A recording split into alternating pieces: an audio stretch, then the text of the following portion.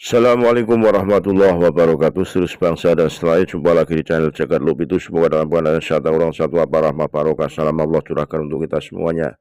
Gus Ja'far Madura menyikapi pernyataan Kiai Haji Ma'ruf Kozin yang memakai referensi Imam Haitami, ya kalau nggak salah seperti itu, dan menyatakan bahwa di kitab satunya membatalkan, di kitab satunya mensohhehkan atau mengisbat. Lah itu jelas yang satunya itu sudah diotak-atik, diganti ya karangannya itu oleh mereka klan-klan Pak Alwi.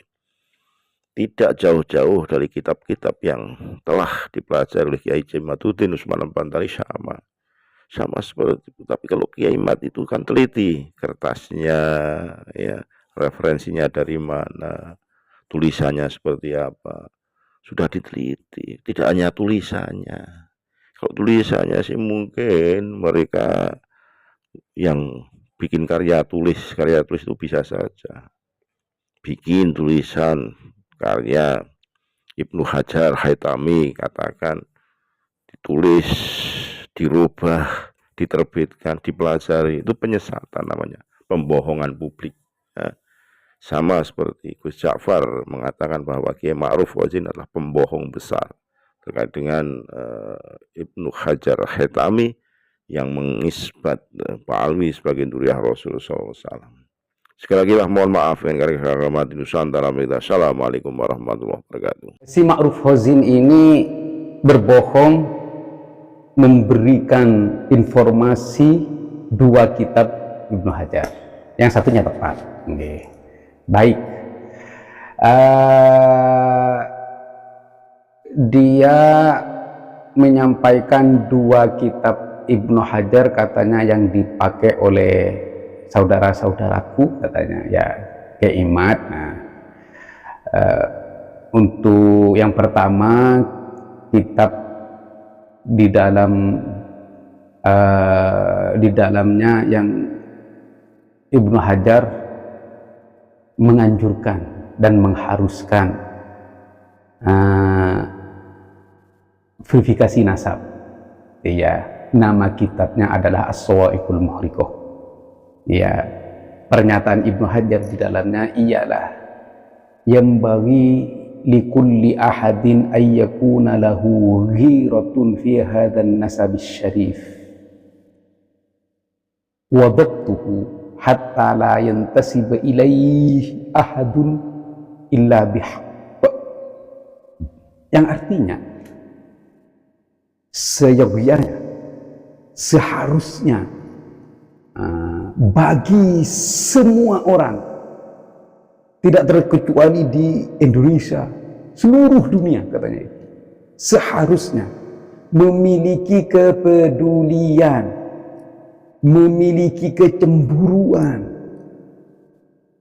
akan nasab yang mulia ini, yaitu nasab baginda Nabi besar Muhammad Sallallahu Alaihi Wasallam.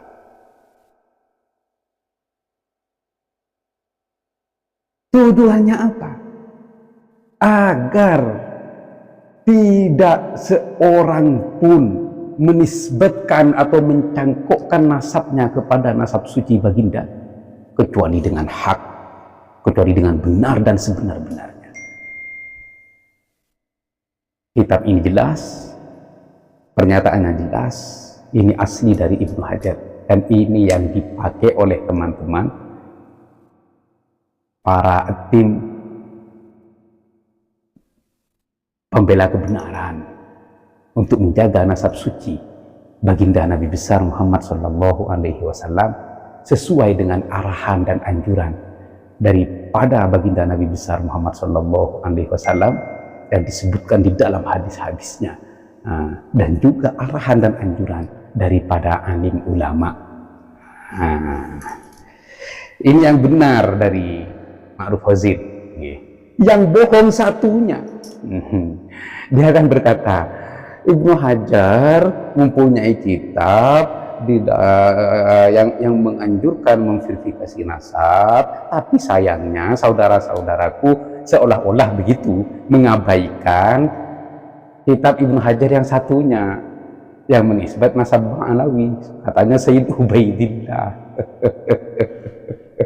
Dia berbohong dengan menyebut Sayyid Ubaidillah. Leluhur Ba'alawi itu Kiai Ma'ruf Hozin tidak ada dari dulu yang diremil Sayyid. Syekh, pencetus nasab Ba'alawi pertama, Ali As-Sakron, Ali bin Abi Bakar As-Sakron, yang memiliki karya Al-Burqa Al-Musiko, itu di label Syekh Ali Bakar bin Abi Ali bin Abi Bakar As-Sakron. Jangan berlebihan lah ya. Baik, yang kitab yang kedua itu yang berjudul Sabat Ibnu Hajar. Ini adalah bagian dari kitab tasawuf dan salah satu kitab yang dalam kaidah ilmu nasab yang harus diverifikasi dan diteliti, bahkan kadang-kadang ditolak, yaitu adalah kitab tasawuf, karena di sana terdapat halu tingkat tinggi ya. Ini satu. Yang kedua, Ibnu Hajar tidak pernah mengisbat Kiai siapa Ma'ruf ya. Ibnu Hajar tidak pernah mengisbat. Di dalam kitab tersebut Ibnu Hajar hanya menceritakan silsilah sanad tasawuf di Basul Firqah, pemakai surban, dari Abi Bakar Adani dan gurunya Al-Idrus dan para leluhur-leluhur mereka. Ini satu. Yang kedua, kitab tersebut disebutkan dalam halaman 11 itu bukan karya Ibnu Hajar, akan tetapi kitab tersebut adalah karya Al-Faqihi dan As-Saifi yang merupakan murid Ibnu Hajar. Kemudian oleh mereka berdua, agar populer dan terkenal, maka kitab itu dinisbatkan kepada gurunya Ibnu Hajar. Berarti di sini ada indikasi palsu, atau katakanlah palsu. Hal semacam ini apakah ada di dunia perkitaban? Oh banyak. Iya, banyak. Ya, ada kitab yang dinisbatkan kepada Abu Hanifah juga. Nanti pada video berikutnya akan kami sampaikan. Nah, begitu teman-teman. Iya. Berarti si Ma'ruf Hozin ini ya mungkin kurang banyak membaca, atau kalau memang dia ahli membaca, tidak memiliki pemahaman yang tepat dan benar. Atau yang ketiga, kalau memang dia sudah memiliki pemahaman yang tepat dan benar, ya dia harus berbohong karena membela yang bohong. Ini yang pertama, kebohongan gitu. Nah, yang kedua, di sini ada penggiringan opini dari si Ma'ruf Hozin. Iya. Dia seolah-olah menyampaikan bahwa para pembela kebenaran di dalam gerakan pentasih nasab, memverifikasi nasab palsu, ini seolah-olah mengambil pernyataan Ibnu Hajar yang satunya dan mengabaikan yang lain, padahal kan kebenarannya tidak seperti itu. Nah, yang diambil ini yang valid, yang konkret dari Ibnu Hajar, kitabnya dan pernyataannya, dan yang ditinggal itu adalah informasi yang syubhat, akan manhulah, informasi palsu. Paham Gi? Nah, di sini kenapa yang satunya diambil dan yang satunya ditinggalkan. Yang satunya asli, benar, valid, dan yang satunya, yang tadi itu yang sudah kami jelaskan pada poin pertama, itu adalah manhulah, Nah, seperti itu Kiai Ma'ruf Fazil ya. Coba ditelaah lagi nggih. Nah, kalau nanti sudah mendapatkan informasi yang tepat dan benar, kasih informasi kepada kami, mungkin ada tambahan manfaat. Nggih. Baik, ini yang poin yang kedua, penggiringan opini publik. Terus poin yang ketiga, mempersempit ruang lingkup kaum santri dengan pernyataan dia, kalau santri ini, bagaimana etika santri ketika dalam bahsul masail setiap mendengarkan pernyataannya Ibnu Hajar taslim. Taslim. Kenapa di sini kok tidak taslim sama Ibnu Hajar? Di mana etika seorang santri? Kiai, informasi yang ini palsu. Iya, ini satu. Yang kedua, tolong jangan persempit pola pikir santri ini hanya kepada Ibnu Hajar. Tokoh-tokoh a'immah di atasnya Ibnu Hajar, atau yang lebih tua daripada Ibnu Hajar, yang lebih dulu daripada Ibnu Hajar, banyak ya. Jadi jangan engkau giring para santri ini hanya mentok pada pernyataan Ibnu Hajar. Imam Syafi'i, Imam Nawawi mau dibuang kemana? Ibnu Salah mau dibuang kemana? Imam Romli mau dibuang kemana? Imam Rafi'i mau dibuang kemana? Imam Ghazali mau dibuang kemana? Dan mau dibuang kemana semua imam-imam itu kok jenengan seolah-olah menegur santri yang tidak mendengarkan pernyataan Ibnu Hajar itu tidak beretika. La haula wala quwata illa billah.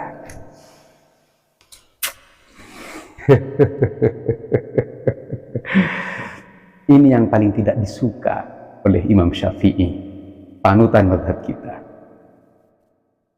Yang kami tidak suka dari kalian, ada teman-temannya di saat menggeruduk Imam Syafi'i karena mendirikan mazhab. Anta ja'alal ilma ala masrubin wahid. Kalian menjadikan ilmu harus bermuara pada satu sumber. Itu adalah asobiyah. Jadi kiai ini ya ingin mencengkram dan menghegemoni santri dengan pernyataannya, harus patuh kepada Ibnu Hajar, harus taslim kepada Ibnu Hajar. Yang tidak taslim kepada Ibnu Hajar, maka santri itu disebut tidak beretika. Jadi kekayaan pendapat dan kekayaan ilmu yang ada dalam mazhab Syafi'i semua diperkecil hanya menjadi satu pernyataan Ibnu Hajar, kalian semua harus taslim. Ini yang ketiga gitu ya.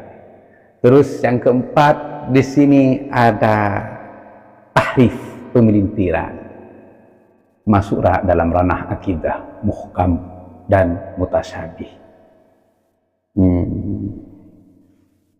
Di dalam menganalogikan muhkam dan mutasyabih, si Ma'ruf Fazil ini memakai Ba'alawi. Dalwa ratusan santri, Taufik Segaf ratusan santri, Umar bin Hafid ribuan menyebar kemana-mana. Ini yang muhkam. Yang mutasyabih itu yang di medsos. La haula wala quwata illa billah. Analogi yang cacat. Kalau kita kembali kepada muhkam dan mutasyabih, itu sumbernya Al-Quran. Allah Subhanahu wa ta'ala berfirman, A'udzubillahi minasyaitonir rajim. Bismillahirrahmanirrahim.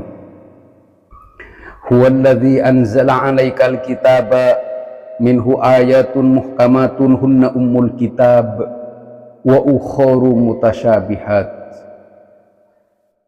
Fa ammal ladzina fi qulubihim zaygun fayattabi'una ma tasyabaha minhu ibtigha'al fitnati wa ibtigha'a ta'wilih wa ma ya'lamu ta'wilahu illallah. Warrasikhuna fil ilmi yaquluna amanna bihi kullum min indi rabbina wa ma yadzakkaru illa ulul albab. Ini adalah yang muhkam dan yang mutasyabih. Allah lah yang menurunkan Alkitab kepada baginda Nabi, yang terdapat di dalamnya ayat-ayat yang muhkam, yang itu merupakan asal pusat dari Alkitab. Sedangkan yang lainnya adalah mutasyabih, yang tidak jelas. Itu adalah cabang yang cocok kita ambil dengan yang muhkam, seperti itu. Jadi tetap tolak ukurnya adalah yang muhkam. Ini bukan manusia, Kiai. Kalau kita menjadikan manusia itu sebagai muhkam, Ba'alawi yang dijadikan oleh jenengan itu sebagai muhkam, manusia itu tidak maksud. Kalau barometer seorang yang soleh itu adalah kealiman, iblis pun alim. Iblis kana aliman kabiro wa yudillu alaman katsira.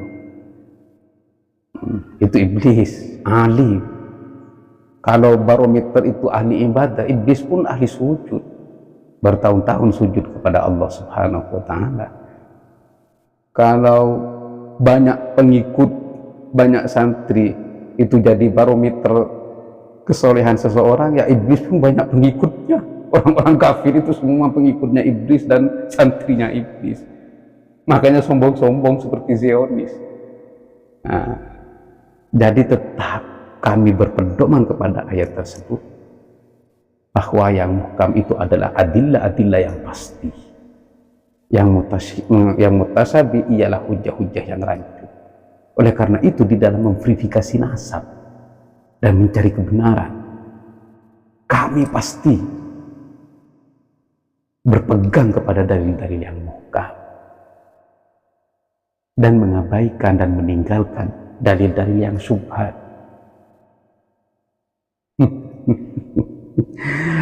Gak dengar ceritanya Kiai Bersiso, gak dengar ceritanya Bal'am bin Ba'muro dan cerita-cerita yang lain.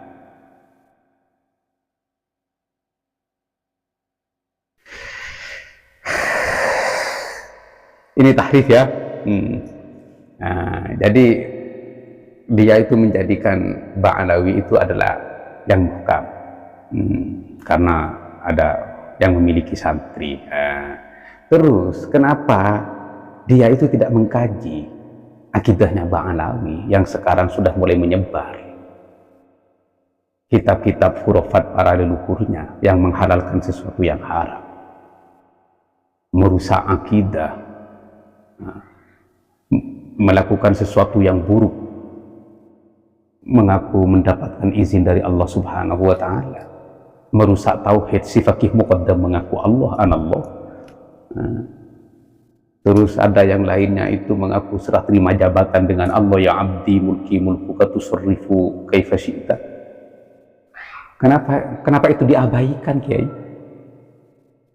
Coba deh tanyakan kepada Habib-habibnya. Kunusus sa'adah, sarhis sudur, sarhul ainiyah, masra'ur rawi, jauharus syafat, yang isinya semua hurufat, mi'raj 70 kali. Ini karomah tapi melampaui tingkat di atasnya, yaitu mukjizat, yang baginda Nabi hanya mi'raj 1 kali.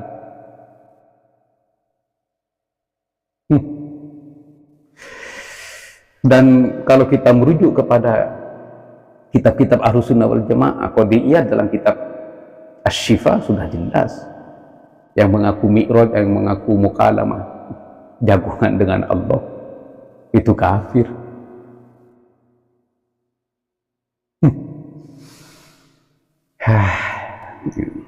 Itu asubiyah. Ini yang tahrif. Baik. Poin berikutnya, tahrif juga. Dia mentahrif hadis. Yang hadis sahih yang berbunyi al-muslim man salimal muslimuna min lisanihi wa yadihi. Ini tahrif yang kedua. Jadi hadis ini dipersempit dan dipelintir kepada Ba'nawi oleh si kiai ini. Muslim sejati ialah muslim yang lain selamat dari lisan dan tangannya. Rasulullah hebat, ingat agar kita tidak menulis. Jadi dengan hadis ini si kiai ini menyerang para pejuang kebenaran agar tidak menulis. Hebat Rasulullah. Yang dimaksud dengan hadis itu Kiai Ma'ruf Khozin, ya, itu orang muslim yang tidak melakukan kejahatan atau kesalahan dan kesesatan yang berlebihan. Kalau sekarang ada kesesatan, maka harus disampaikan. Dalilnya hadis Dzul Huwaisirah ketika menuntut baginda Nabi untuk beradil dengan berkata, "Ya Muhammad ittaqillah." Apa jawab baginda Nabi? "Kalau saya tidak bertakwa kepada Allah Subhanahu wa ta'ala, maka siapa di muka bumi ini yang bertakwa?" Ini yang pertama. I'dil ya Muhammad, berbuat adillah wahai Muhammad, katanya. Ini dalam pembagian kismah, pembagian ghanimah. Akhirnya orang itu berpaling. Apa yang disampaikan oleh baginda Nabi? Inna min di'i hadza qaumun yaqra'unal Qur'an. Sesungguhnya kelak akan berkucuran dari tulang sulbinya sebuah keturunan dari orang tersebut. Informasi ini, ya, dari orang tersebut kaum-kaum yang luar biasa di dalam membaca Al-Quran. Ula yujawizu hanajiro. Namun Al-Quran itu tidak masuk ke dalam hatinya, melainkan tersendat di dalam kerongkongannya. Yaqtuluna ahlal Islam, mereka keturunannya dia itu akan memerangi dan menyerang orang-orang Islam. Wa yad'una ahlal awthan, dan membiarkan orang-orang kafir. Yamruku minad din kama yamruku sahma minar ramiyah, melesat tajam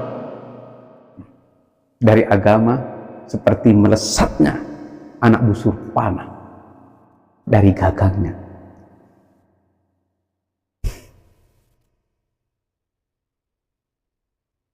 La in adraktuhum la aqtulannahum qatla'an. Seandainya saya hidup di masa anak cucu dia Dzul Huwaisirah, maka aku akan memerangi mereka seperti kaum Ad. Jelas? Ini informasi kami para pejuang kebenaran di dalam menjaga dan memelihara nasab suci baginda Nabi besar Muhammad SAW juga berbuat seperti itu, memberikan informasi. Dan di dalam khurafat juga kami seperti itu.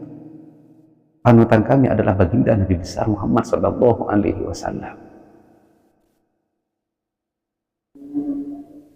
Apa yang dilakukan oleh si pirang dalam panggung-panggung dakwahnya, menganjing-anjingkan para kiai, membatalkan nasab wali songo baik ke atas maupun ke bawah, itu adalah pengembangan dari akidah mereka yang terdapat dalam kitab mereka. Karena leluhur mereka dulu juga menyakiti para ulama, para sada dengan lisannya, adahum bikalam. Setelah ditegur, setelah disampaikan kepada gurunya dan keluarganya, ponakan kamu ini menyakiti para kiai, menyakiti para ulama dan para sada. Apa jawab keluarganya? Biarkan saja, karena dia tidak berbuat apa-apa melainkan mendapatkan izin dari Allah Subhanahu wa ta'ala. Subhanallah. Percaya bahwa Allah memerintahkan keburukan kepada hambanya. Percaya, ini sudah melawan Al-Quran. Innallaha la ya'muru bil fahsya. Allah tidak akan pernah memerintahkan keburukan kepada hambanya. Dan ini yang disampaikan oleh Syekh Abdul Qadir Al-Jailani ketika melawan iblis. Innallaha la ya'muru bil fahsya. Begitu Kiai. Jadi masa ya mencaci habaib yang alim-alim begini, dengan harus banyak baca sejarah. Pembatalan nasab ini bukan terjadi hanya sekarang atau di Indonesia ini. Di mana-mana pun kalau memang batal ya harus dibatalkan. Siapapun dia, ulama, kiai. Yang terjadi kepada keluarga Tabari, Baitul Tabariyin, kamu hutaba wa hukama. Dia itu pendakwah, orang alim. Tafsirnya tafsir Tabari dipakai, sejarahnya tarikh Tabari dipakai. Tapi ketika nasabnya ini tidak tersambung, ya harus dikatakan tidak tersambung dong. Inilah orang Indonesia yang mempersempit mempersempit agama. Jadi keluarga Tabari yang awalnya dikenal dengan Sayyid, karena pongkol nasab mereka yang bernama Abdul Wahid itu tidak terverifikasi oleh kitab Zazama, karena semua putra-putri Sayyidina Husain gugur bersama beliau di peristiwa Karbala. Tidak satu pun tersisa kecuali satu, Ali Zainal Abidin. Sayyidina Husain tidak punya anak yang lain. Yang tersisa hanya satu, Ali Zainal Abidin. Oleh karena itu yang hak harus disampaikan, yang batil juga harus disampaikan. Bukan karena oh ini orang alim, oh ini orang banyak santrinya, kemudian bebas mengaku nasabnya kepada baginda Nabi. Oh tidak demikian. Jadi apapun jabatannya, apapun pengaruhnya, apapun kelebihannya, apapun keistimewaannya, ya harus ditimbang dengan Al-Quran dan Al-Hadis. Dan cabang-cabangnya yaitu ilmu dan pernyataan-pernyataan para ulama. Sama seperti yang terjadi kepada keluarga Tabari. Kalau memang ini nasabnya Mbak Alawi cangkokan, ya katakan yang benar dong. Baik, bagaimana pengakuan para ulama-ulama sepuh kita? Kalau memang Mbak Alawi ini palsu, apakah mereka itu kena dampaknya? Oh tidak. Yang disampaikan di dalam hadis, laisa min rajulin idda'a ila ghairi abihi wa huwa ya'lamuhu. Nah, di sini wa huwa ya'lamuhu. Laisa min rajulin idda'a ila qaumin, dalam kurung binasabin wa laysa fihim nasab. Al-hadis atau kama qala Rasulullah sallallahu alaihi wasallam. Apa ancamannya? Falyatabawwa maq'adahu minan nar. Bersiap-siaplah tempat duduknya di neraka. Kan kasihan junjungan jenengan Kiai Ma'ruf kalau tidak dikasih peringatan. Wa dzakir fa inna dzikra tanfa'ul mu'minin. Baik, itu 5 poin atau 4 poin yang sudah diurai satu persatu dan diluruskan dengan dalil-dalil yang valid dan sumber-sumber data yang konkret, teman-teman. Adapun jawaban untuk si santriwati begini nih ya, jawaban yang tepat, apakah orang-orang yang menolak atau tidak percaya kepada nasab habaib itu termasuk dalam usul akidah menafikan ahlul bait? Tidak. Ada 2 jawaban untuk menjawab dengan benar. Yang pertama, mungkin ya, pembatalan nasab ini apakah termasuk dalam hadis baginda Nabi besar Muhammad SAW yang diceritakan dalam kitab Sahih Muslim, isnatani finnas huma bihim kufrun at-ta'nu fil ansab wa niyah 'alal mayyit. 2 hal jika ada dalam manusia maka ini menyebabkan kekufuran. Sekarang memahami lafaz kufur pada hadis tersebut, ini adalah kufrul asghar, kafir kecil, atau yang disebut dengan kafir majazi. Artinya perbuatan ini adalah perbuatan orang-orang kafir yang merupakan dosa yang besar, pembatalan nasab. Ibnu Hajar Al-Asqalani dalam kitab Fathul Bari, syarah dari Sahih Bukhari, jilid 6 halaman 541 menerangkan tentang hadis tersebut dan hadis yang satunya yang saya baca sebelumnya. Di sini katanya Ibnu Hajar, fihi al-intifa anin nasabil ma'ruf wal iddi'a li ghairihi bi qaidil ilmi. Jadi di sini ada intifa an nasabil ma'ruf, intifa ila nasabil ma'ruf, intifa terhadap nasab yang sudah ma'ruf, artinya nasab yang sudah valid yang dimaksud dari hadis ini. Adapun nasab yang tidak valid, ya tidak apa-apa dibatalkan, tapi bukan pembatalan yang brutal, harus pembatalan yang terperinci, pembatalan dengan dalil-dalil yang pasti, bukti-bukti yang konkret, seperti itu.